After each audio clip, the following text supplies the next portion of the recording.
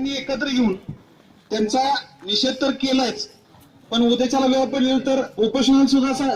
काही युवक आणि आम्ही स्वतः बसणार आहे. त्यामुळं मला सांगायचं असं की इथं जे आजूबाजूच्या गावातली काही लोक आहेत, तर त्यांना माझी विनंती आहे की प्रत्येक गावानं, या पंचकृषीतल्या प्रत्येक गावानं, प्रत्येक गावाचा एक ठराव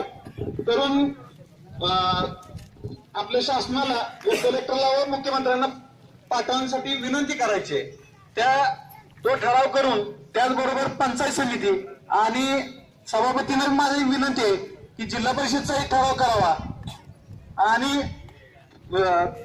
तो ठराव पुढे आपल्या गावचा तर ठराव झालेला आहे, तर हे सगळे ठराव जमवून ज्या वेळेला आपण पुढे देऊ त्यावेळेला काहीतरी यातनं निघल अशी मला शाश्वती आहे. म्हणून